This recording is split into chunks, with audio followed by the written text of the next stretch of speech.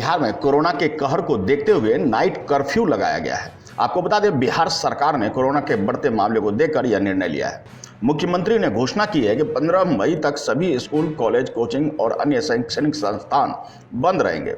इस अवधि में किसी भी तरह की परीक्षा नहीं ली जाएगी। बता दें कि उन्होंने क्या कुछ कहा, उसे आपको ध्यान से सुनना चाहिए ताकि कोरोना के इस काल में आप जान सके कि क्या कुछ खुली है और क्या कुछ बंद, और अगर आपको घर से बाहर निकलना है तो क्या चीज़ पर है प्रतिबंध। और अब जो बात है कि आप जानते हैं कि कई चीज़ों पर जो हम लोगों ने प्रतिबंध पहले से लगाया था, तो अब उसको देखते हुए अब जो आप निर्णय हो गया है कि जो पाबंदियों के बारे में कि स्कूल, कॉलेज, कोचिंग संस्थान एवं अन्य शैक्षणिक संस्थान जो 18 अप्रैल तक, मैंने आज के दिन तक जो तय किया गया था पहले, अब उसको बढ़ा करके 15 मई तक बंद रखा जाएगा। ये हम लोगों ने तय कर लिया कि जिस तरह से जितनी स्थिति बढ़ती चली जा रही है, तो अब इसको 15 मई तक बंद रहेगा। और इस अवधि में राज्य सरकार के विद्यालय और विश्वविद्यालय द्वारा किसी भी तरह की परीक्षाएं भी नहीं ली जाएंगी। तो इस तरह से ये कर दिया गया 15 मई तक का। फिर सभी cinema hall, mall, club, gym, park एवं उद्यान को पूरी तरह से बंद कर दिया जाएगा। उसमें लोगों का आना जाना नहीं हो, ये सब बात अब यह तय कर दिया गया है। और इसको अभी हम लोगों ने बंद करने का जो निर्णय लिया, ये सब 15 मई तक के लिए अभी का फैसला है। और उसके बाद जो हमारे जो सरकारी और गैर सरकारी कार्यालय हैं, अब उसके बारे में एक आज निर्णय लिया गया है कि इसको 5 बजे तक रखा जाएगा, 5 बजे बंद। और आप जानते हैं 1/3 33% लोगों को ही एक दिन में काम करने के लिए कहा गया है। नहीं, जैसे हेल्थ वगैरह को छोड़ करके उन सब चीज़ों का नहीं, जो इसेंशियल सर्विसेज है उसकी बात हम नहीं कर रहे हैं। बाकी जितनी सेवाएं उसके लिए जो किया गया था, तो अब उसको कर दिया गया घटा करके, जो 6 बजे तक था उसको घटा करके 5 बजे तक का कर दिया गया है कि बिल्कुल उसको 5 बजे तक ही बंद कर दिया जाएगा। और प्रतिदिन रात्रि में 9 बजे से लेकर के सुबह 5 बजे तक नाइट कर्फ्यू लागू रहेगा। पूरे बिहार में हर जगह पर नाइट कर्फ्यू लागू रहेगा, रात में 9 बजे से लेकर के सुबह के 5 बजे तक। यह एक निर्णय हो गया है। और सभी दुकानें, प्रतिष्ठान, फल एवं सब्जी दुकानें, मंडी तथा मांस एवं मछली की दुकानें अब शाम जो 7 बजे तक रखे थे खुला उन लोगों को, अब 7 बजे के बजाय 1 घंटा कम करके 6 बजे तक उसको अब खुला रहेगा। 6 बजे के बाद वो खुला नहीं रहेगा। यानी सभी दुकानें, प्रतिष्ठान, फल एवं सब्जी दुकानें, मंडी तथा मांस एवं मछली की दुकानें अब शाम 6 बजे तक, 6 बजे बंद हो जाएगी, 6 बजे तक ही खुला रहेगा। और सवेरे से जब से खोलना है खोलें, यह नहीं है कि सुबह कब से खोलना है, जब से भी खोलना हो, लेकिन उनको 6 बजे तक ही रखना है, 6 बजे वो बंद हो जाएगा। और इसके बाद जो रेस्टोरेंट है, ढाबा है, भोजनालय में बैठकर खाना प्रतिबंधित रहेगा इन सब जगहों पर। लेकिन होम डिलीवरी एवं टेक अवे सर्विस का संचालन 9 बजे रात्रि तक हो। 9 बजे रात तक वो सब लोगों के यहाँ पहुँचाना हो, कोई वहाँ से ले जाना हो, लेकिन वहाँ बैठ करके खाना नहीं। ये एक बात हो गई है साफ साफ कि उनको घर तक पहुँचाना हो पहुँचाएँ, ले जाना हो ले जाएँ 9 बजे रात तक। अब जो जितने भी सभी धार्मिक स्थान जो थे, वो जो 30 अप्रैल तक बंद थे, जो हम लोगों ने पहले तय किया था इनके मामले में, सभी प्रकार के सब धर्मों के सब स्थलों को जो किया गया था 30 अप्रैल तक, उसको अब बढ़ा करके 15 मई 2021 तक बंद रखने का ही फैसला किया गया। सार्वजनिक स्थलों पर किसी भी प्रकार के आयोजन पर सरकारी एवं निजी पर रोक रहेगी, लेकिन जो दफन है या दाह संस्कार या पूजा है उस पर ये लागू नहीं है। वो तो स्वाभाविक चीज़ है कि दफन हो, दाह संस्कार हो, विवाह हो, श्राद्ध हो, तो इन सब चीज़ों के लिए तो सब लोगों को करना उनकी एक जिम्मेवारी होती है। उसको छोड़ करके बाकी जितने सार्वजनिक स्थलों पर किसी भी प्रकार के आयोजन पर सरकारी एवं निजी पर रोक रहेगी।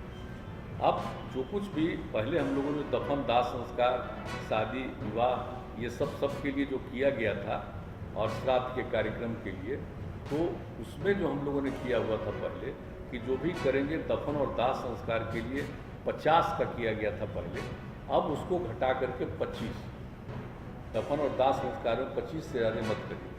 और फिर जो शादी और श्राद्ध का कार्यक्रम था उसके लिए 200 व्यक्तियों का किया गया था, अब उसको घटा करके आज निर्णय लिया गया कि 100 व्यक्ति से आगे मत बढ़ाइए। कि जितना तेज़ी से फैल रहा है और किन्हीं को कुछ मालूम नहीं है, इसका बहुत नुकसान होगा, इसलिए इन दोनों के बारे में यह भी निर्णय लिया गया है।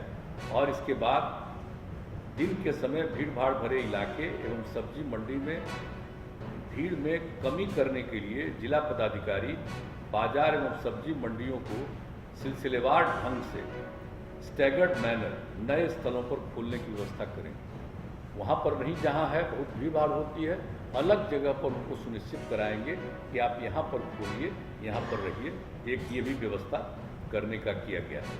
और जिला प्रशासन द्वारा आवश्यकतानुसार नगर क्षेत्रों एवं प्रखंड मुख्यालयों में धारा 144 का प्रयोग कर अनावश्यक भीड़ को नियंत्रित करने हेतु नियमानुसार वो कार्रवाई करेंगे। यानी एकदम बिल्कुल 144 लागू करने के लिए हर जिला प्रशासन को अधिकार दे दिया गया है कि आवश्यकतानुसार जहाँ कहीं भी हो वो अपना 144 की धारा लगाएंगे।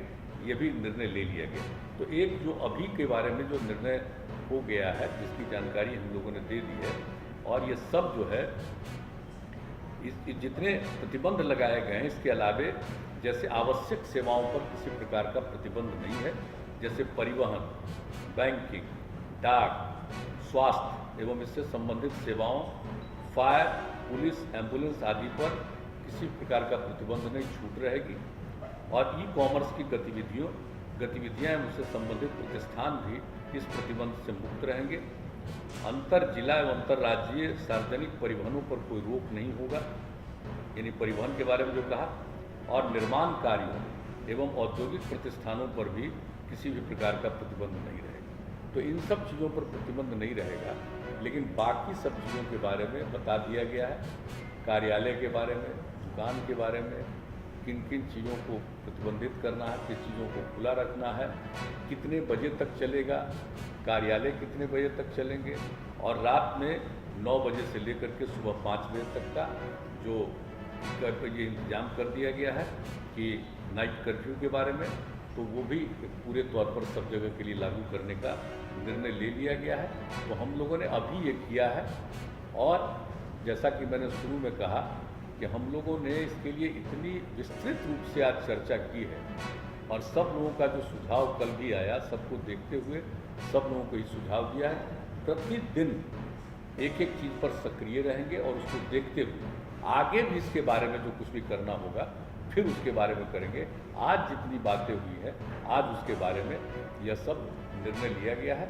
लेकिन मैं पुनः दोहरा कर इस बात का कह देता हूँ कि लोगों के जांच के लिए, जो वैक्सीनेशन के लिए, इलाज के लिए ये पूरे तौर पर अधिक से अधिक, और किसी भी प्रकार का दवा का या ऑक्सीजन का कोई दिक्कत नहीं आएगी। इसके लिए सब तरह के प्रबंध का, इसके लिए जो कुछ भी करना है किया जाएगा। बाहर से भी आएंगे, उनको काम देने के लिए भी जो करना पड़ेगा हम लोग उसमें मदद करेंगे हर तरह से। जो हमारे जितने चिकित्सक हैं और चिकित्सा सेवी जितने सब लोग हैं, चिकित्सा जुड़े हुए सब लोग, उनको जैसा पहले कह दिया गया है, हम लोग 1 महीने का और अतिरिक्त उनको तनख्वाह हम लोग देंगे। ये सब निर्णय ले लिया है।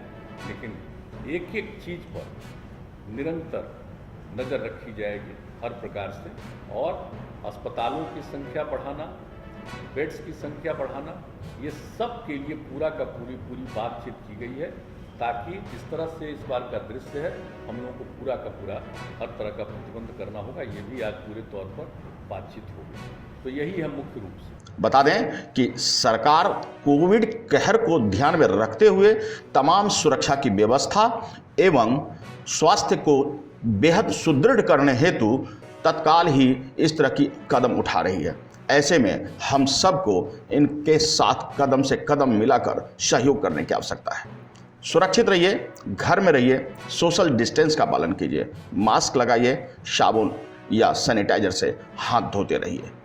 सुरक्षा ही आपका प्रथम उपाय है, इलाज है। अगर आपने अब तक हमारा चैनल सब्सक्राइब नहीं किया है तो सब्सक्राइब करें और बेल आइकन अवश्य दबाएं ताकि खबरों का नोटिफिकेशन आपको मिलता रहे।